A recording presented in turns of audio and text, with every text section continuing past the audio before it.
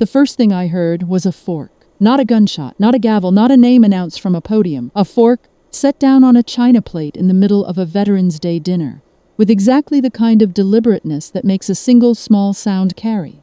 Across a noisy room, I am trained to notice sounds that don't belong. 30 years of flying in the dark teaches you that. The wrong sound at the wrong moment isn't background noise, it's data. So when a fork clicked against china in the middle of a crowded civic center, ballroom, and the sound landed differently than everything around it, some part of me that never fully came home from service registered it. Before the rest of me understood why, I turned. He was already standing, retired Lieutenant General James Okafor. 3 stars, Army. 35 years of the kind of officer who makes a room reorganize itself around him without asking it to. He had been 3 tables away, in the middle of a conversation I was not part of. Now he wasn't having a conversation at all. He was looking at me. I watched him button the top button of his jacket, slowly, deliberately. The way officers do when they are about to stand in the presence of someone they respect. Not as a social gesture, not as performance, but as recognition. He walked across the ballroom floor without hurrying, without looking at anyone else, without explaining himself to the table he had just left mid-sentence. He stopped directly in front of me. He looked at me for exactly 1 second. Then he said one word, "Raptor," and he stood at attention.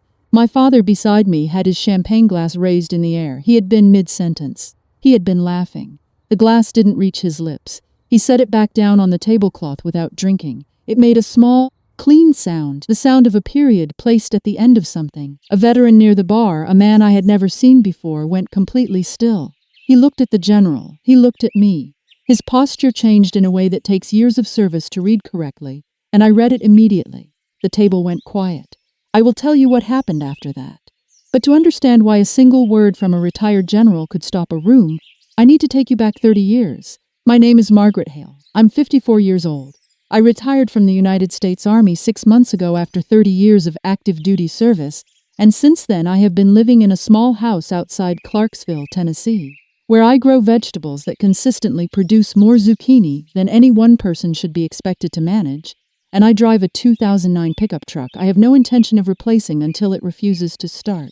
I volunteer 2 mornings a week at the VA near downtown, helping veterans navigate the paperwork labyrinth between their service and their benefits. It's slow work, and mostly unremarkable, and I am good at it. The veterans who come in are sometimes confused, sometimes exhausted, sometimes quietly furious at a system that moves sideways faster than it moves forward. I sit with them. I know the forms. I know which phone numbers actually connect to a human being. We get through it. I have a bad left knee. The winter of 2019 is when it started, though I learned early on not to connect those 2 facts in any public way. I walk in a way that mostly conceals it, and in cold weather, when the joint stiffens after sitting too long, I take the stairs one at a time with a hand on the railing and let people assume I'm just getting older. In the right pocket of every jacket I own, there is a challenge coin, black coin 2 inches across one side, the silhouette of a bird of prey, wings back in a dive the other side, 11 small lines scored into the metal. I have touched it so many times in 6 years that the edges have gone smooth. I don't take it out in public. I just know it's there. I retired as a colonel. 6 Army Special Operations Aviation, 30 years in the institution, the last 8 of them in assignments that will never appear on a public promotion list. That is what those 30 years actually were. None of it is visible from my 2009 pickup truck or my Tuesday mornings at the VA. I keep it that way. There's a fortune slip tucked into the sun visor of my truck. A paper fortune from a takeout bag, small enough to sit in my palm, been there since February 2020. The week I retired. It says, "The truth needs no proof." I never took it down. Not because I believe everything printed on small slips of paper. Because I'm still learning to believe that one. On the way back from one of my morning shifts at the VA, I once watched a red-tailed hawk cross the parking lot low, wings tucked, moving faster than it appeared to be moving. It knew exactly where it was going. It didn't announce itself. I stood at my truck a little longer than I needed to. For most of the last 30 years, when people asked what I did, I told them I flew helicopters for the Army. That was true. It was also the way you described the Pacific Ocean by saying it's large. My parents believed I was a transport pilot, administrative work, support functions, logistics. That was the version they had built when the real version became too difficult to explain. And for a long time, I allowed it to stand. I understood the limitation. I even for a while found something close to peace with it. I let them believe it. That was my choice. I am not here to pretend it wasn't. But there is a difference between a choice you make with full knowledge of what it costs and a choice you keep making past the point where the cost has become too high. I reached that point 6 months before the Veterans Day dinner. The dinner was just where the accounting happened. My father, Richard Hale, built a regional commercial real estate firm from nothing in the early 1980s. It was legitimate work. He was good at it, and he deserved the credit he took for it. But the credit he took for it had a way of expanding outward from his firm to fill most of the available space in any room he entered. He had built something visible, something with his name on it, and he believed that visibility was the primary measure of whether a thing was real.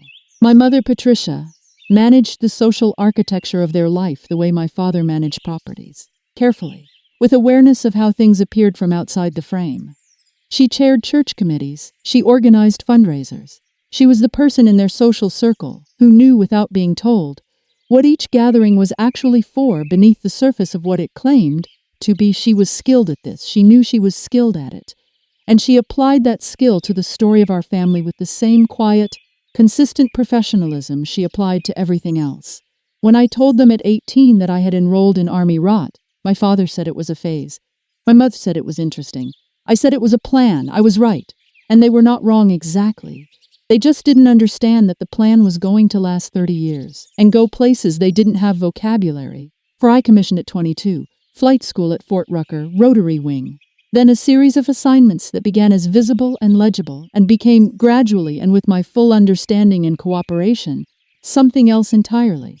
Here is what 30 years looked like from my parents' dinner table. The first wave came the Christmas I made Major. I had made the rank in 11 years, ahead of the standard track, which meant something to anyone who understood the standard track, and meant nothing at all to anyone who didn't. I came home in December with the new insignia. My father looked at it at the dinner table, did the calculation he was always doing about visible markers of success, and said, "Well, Major, that's something, I suppose. Though honestly, in any real-world organization, that's like being a regional manager. Solid, steady, nothing exceptional." He said it with a slight smile. The kind that signals affection. My uncle nodded. Someone passed the rolls. I cut my food and said nothing. That was wave one, deniable. Just a father calibrating his daughter's ambitions to his own framework. Just a joke almost. The second wave came at my cousin's wedding in Chattanooga. I was a lieutenant colonel by then. I had 3 combat deployments. I had logged over 1,400 flight hours in active combat zones. I had been recommended quietly for a decoration that my commanding officer had to classify before it could be formalized, which is a specific kind of distinction that exists in a world most people never enter. My mother introduced me to her table at the reception. "This is our Margaret. She flies for the Army, support work mostly, administrative flights, logistics. It keeps things running, very behind the scenes." A woman across the table asked whether I'd ever been anywhere dangerous. My mother answered before I could. "Oh, nothing like that. It's very administrative. She's not in the thick of things. More like operations management, really. The Army needs people like that." I remember the centerpiece on that table, white roses in a tall glass vase. One of them had a petal beginning to brown at the edge, just slightly, just starting. "The kind of thing you notice when you're trained to notice the earliest signs of deterioration," I said. "Right. Operations management." I touched the coin in my pocket. I counted to 3. I picked up my champagne and drank. The third wave came at the Veterans Day dinner. Before I tell you about the third wave, I want you to hold these numbers for a moment. 30 years. 11 years to make Major. 3 ahead of the standard schedule. 3 combat deployments. 1,400 flight hours in active combat zones. 1 classified decoration my commanding officer could not put on paper without naming the mission. 1 black coin with 11 lines on the reverse. My father told a room of 40 people I just put in the years. It was an annual civic event, the kind my parents attended because they believed in supporting the military in principle, and because the right people attended, and because my father sat on the charitable foundation board that co-sponsored it. My mother came because she organized the floral arrangements for the event, which meant she was part of the room before anyone else arrived. I was there because a former colleague had called me 3 weeks earlier. She had served with me. She knew what I had done. She said, "Margaret, come to this dinner. You've spent 30 years being invisible at things like this. Just once be present." I almost said no. I sat with the invitation on my kitchen table for 2 days. But there's a particular fatigue that comes from 30 years of deliberate invisibility, and some part of me was tired enough to try something different. I sat at the same table as my parents, which was either coincidence or the particular humor of the universe when it's ready for something to be resolved. The dinner ran smoothly. The food was adequate. The speeches were the kind you sit through respectfully. Then someone at the table asked my father about his family's military background. It was a natural question for a Veterans Day dinner, and my father answered the way he always did, with the comfortable authority of a man accounting for his household's relationship to a tradition he admired from the outside. He listed the family lineage: his father, Korean War, Second World War; my brother, National Guard, 2 years of weekend service and 1 domestic deployment. Then he got to me. And our daughter Margaret, he said, with the mild fondness of someone describing a family member who had done something harmless and moderately useful with their time. She's been in the Army 30 years. Transport logistics. She flew helicopters, mostly administrative work, support missions. Kept the machines running, kept things moving. He paused. He took a small of champagne. I'll be honest with you all, he said. She was never the standout we hoped for. Some people rise to the top of whatever they do, and some people just put in the years. Margaret always put in the years. Someone at the table laughed politely. The sound was uneasy. Not everyone there was comfortable with it. My father finished the sentence. They even gave her a nickname in there. Raptor of all things. I suppose they give everyone a nickname. 3 tables over, a man set down his fork. It had been raining since 7 o'clock. Not a storm. The kind of rain that doesn't announce itself. Just arrives and stays, patient, committed, like something that had been waiting a long time to fall. I could hear it against the Civic Center's skylights in the spaces between sentences. I had been touching the challenge coin in my pocket for the better part of 20 minutes before my father's last words. Not consciously. The way you reach for something that has always steadied you. 11 lines on the reverse. I had stopped counting them long ago. I just needed to feel them under my thumb. My father was still chuckling softly. The man beside him made a remark about military nicknames. The table returned to itself. Something shifted in me that was not anger. It was older than anger, quieter. The specific quality of precision that replaces emotion when the situation requires it. When you are in a cockpit at altitude with systems failing, and the ground is invisible, and the next 4 seconds will determine everything. You do not feel, you calculate, you act. Training took over. Not anger, not revenge, training. I set my water glass down on the tablecloth without a sound. I straightened in my chair, not visibly, not dramatically. The particular adjustment of someone who has made a final decision and is now operating from it. I was going to say one thing. I had not yet selected the words. But I was going to deliver one true sentence to my father in this room in front of these people. And then I was going to pick up my coat and walk through the rain. 30 years was long enough to accommodate a false version of myself. Whatever came next, I was done accommodating it. I didn't need to say anything. The room was already reorganizing around something I hadn't caused. 3 weeks before the dinner, my colleague had called. I was at the VA, finishing a session with an elderly veteran who was trying to establish service connection for a hearing loss that the paperwork kept losing track of. He had been patient and thorough and deeply tired of a process that moved sideways faster than forward. When we finished, he stood up carefully. He had knee problems too, worse than mine, and he looked at me across the table and said, "You walk like someone who's carrying something they're not complaining about." I said I had an old injury. He said, "Yeah, me too." He picked up his hat. "Thanks for staying with it." I didn't tell him that staying with it was the only thing I knew how to do. I just said he was welcome and walked him to the door. That evening I sat in my truck in the VA parking lot with the engine off. The fortune in the sun visor was still there. The truth needs no proof. The same as it had been every other evening I'd sat in this spot, trying to decide something. I had put it there to remind myself of what I was still learning. That evening it was doing its job. When my colleague called, I almost said no to the dinner. I sat with the invitation for 2 days.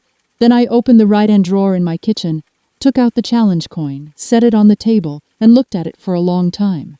11 lines. I hadn't earned them by staying comfortable. I called her back and told her I was coming. I did not go to the dinner armed with anything. I did not prepare a speech.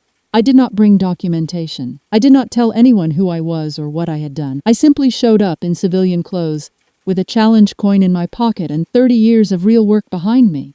And I sat at a table with my parents, and I let the evening go where it was going to go later. I would learn that my father had been on the host committee for this dinner for 3 consecutive years. He had helped select the venue. He had reviewed the guest list. He knew every person in that room. He had spent 3 years building the exact audience he wanted for his version of things the same way he had built every audience for 30 years.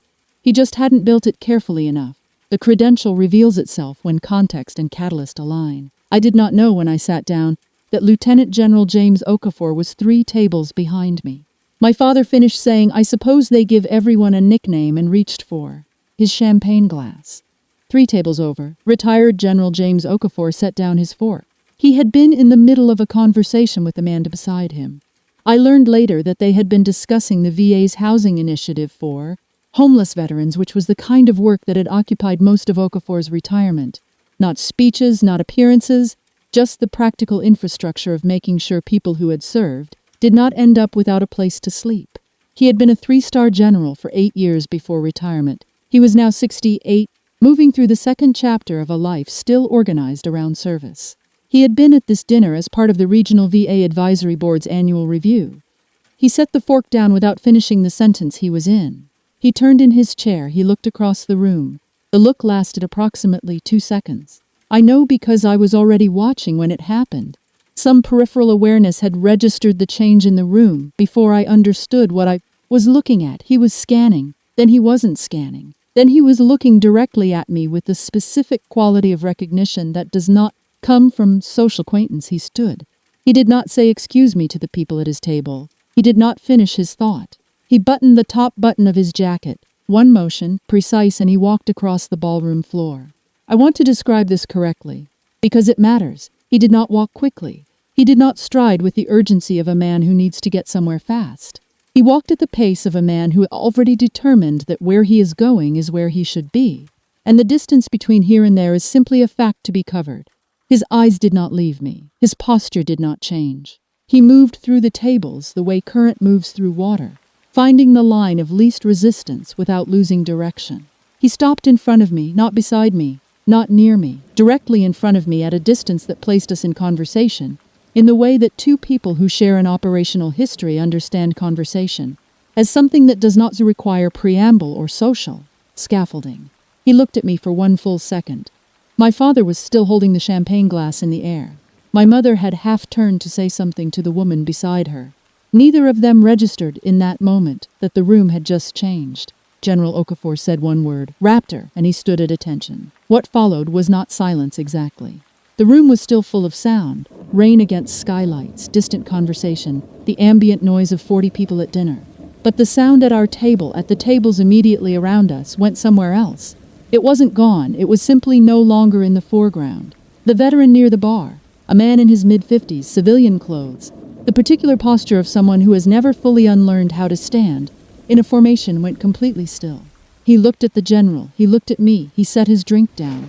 He took 2 steps toward the table, without deciding to, the way the body does things before the mind has finished the calculation. A second veteran, seated at the table behind us, stopped mid-sentence. He turned. His eyes moved from Okafor to me and back, doing the math. My father's champagne glass was still in the air. He had not moved it. He was looking at General Okafor, then at me, then at the veteran near the bar, who was now standing in a posture that my father did not have language for, but could feel the weight of. He set the glass down. It clicked against the white tablecloth. It sat perfectly still after that, no ripple, no motion. The champagne inside it was completely undisturbed. Across the table my mother had set down her fork. Both hands were flat on the tablecloth now, palms down, the way she touched surfaces when she was measuring what had just shifted in a room. She was looking at General Okafor's insignia, the rank devices on his collar, the way she looked at things she didn't yet have language for. She was, I realized, doing exactly what she had done my entire career. Cataloging the room, deciding what this meant, preparing the version she would tell. This time, I thought, there was no version available that fit. I looked at General Okafor. "Sir," I said. That was all that needed to be said between us. We had done the important work in darker rooms than this, and we both knew it. He nodded once. He held my gaze for a moment, the look of a man confirming what he already knew, and then he turned and walked back to his table. The room breathed again. My father had not moved. He caught me near the coat room. I had not rushed. I finished my water. I folded my napkin. I pushed my chair back at the speed of someone who has decided on a direction and is not going to perform urgency about it. I walked across the room without looking back at the table. My father came around the edge of the coat-room entrance and said my name. I turned. He was looking at me the way I had not seen him look at me in 30 years of knowing him. Not the confident authority of a man who has the framework already built and is simply placing me inside it. Something unfinished. Something that had run out of its own construction material and was standing in the gap. "Who is that man?" he said. It wasn't quite a question. It was the beginning of a recalibration he didn't yet have language for. "Someone who knows what I did," I said. "What do you mean?" "What you did." I took my coat from the rack. I put it on deliberately. Left arm, right arm collar. "I led 30 years of work you never asked about," I said. "I earned a rank you've been describing to dinner tables as never the standout we hoped for. I flew missions in places that don't exist in any public record. I made decisions in the dark that other people are alive because of. And you sat at tables like this one, Dad, for 30 years, and you told people I just put in the years." He started to speak. "I let you," I said. "I want to be clear about that. It was my choice to let you believe the version you'd built. Some of it I couldn't correct. Some of it I didn't correct, because the truth requires a context that's classified, and I wasn't going to create a security problem to manage your social life." I paused. "But here's the part that wasn't about classification. You never asked. For 30 years, you had a daughter doing something real and consequential and genuinely difficult. And you never once said, 'Tell me what you're allowed to tell me.' You filled the silence with a story that fit your understanding of things, and then you told it publicly. And then tonight you told it to a room full of people and laughed about my call sign.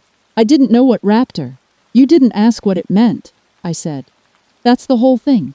You had a question available to you every time you saw me for 30 years, and you never asked it. Because you spent 30 years building something people could see with your name on it," I said. "And I spent 30 years doing something they couldn't. That was never about my career, Dad. It was about yours. You needed to be able to stand up in a room and explain your children. I was the one you couldn't explain. That's the whole story." He looked at the floor. My father was not a man who looked at floors. He was the kind of man who held eye contact as a demonstration of his own certainty. He was not certain right now, and he didn't know what to do with his eyes. He had spent 3 years on that foundation board. He had told that room his version of me at least twice before. The welcome reception 2 years ago, the silent auction dinner last spring. 40 people had heard it. 40 people had just heard something different. "The man who just stood at attention for you," he started, "is a retired lieutenant general," I said. 3 stars. He authorized a mission I flew in 2019 and signed the commendation that came after it. You will not find either of those things in any public record. That's what classified means." My father's jaw moved slightly. The calculation running behind his eyes was visible in a way that it usually wasn't. He was used to having enough information to close the equation, and he didn't have it now, and the absence was showing. "Why didn't you tell me?" he said finally.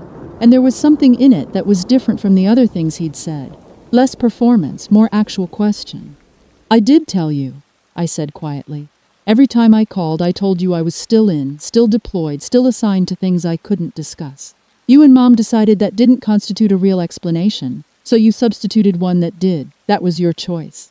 I'm not asking you to feel guilty about it. I'm telling you what happened." I picked up my bag. "I won't be at Christmas this year," I said. "I need some time with the version of my life that's actually true. That's not punishment, it's just what's honest right now."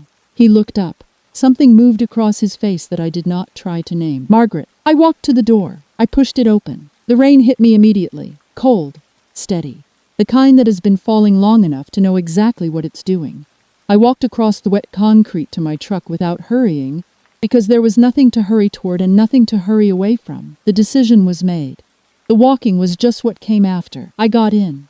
I closed the door. The sound of the rain changed, muffled now, surrounding, hitting the roof of the cab in a continuous low percussion that had its own patience in it. I put my bag on the passenger seat. I took the challenge coin out of my pocket and set it on the dashboard. Just for a moment, I looked at it in the light from the Civic Center windows. Raptor on one side, 11 lines on the other. 11 men had boarded a helicopter in a dark field in a place that has no public name. All 11 of them had landed. That was the measure. Not a ceremony, not a commendation, just the count. I picked the coin up, closed my fist around it, put it back in my pocket. I found the Fortin in the sun visor and looked at it for a moment. The truth needs no proof. Still true. I started the engine. I drove out of the parking lot without turning on the radio. The rain moved across the windshield in the patterns that rain always makes. Not random, not ordered, something in between. like evidence of a logic you can feel, but not quite read. I did not check the rearview mirror. The last sound I heard before I turned onto the highway was the rain. Just the rain. The same rain that had been hitting those skylights all evening, before any of it happened, indifferent to everything that had been said and not said inside.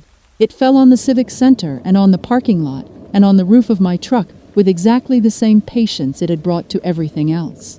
It didn't need the evening to confirm anything about itself. Neither did I. I drove. 6 weeks after that dinner, his assistant called to tell me he had stepped down from the Veterans Day Foundation Board.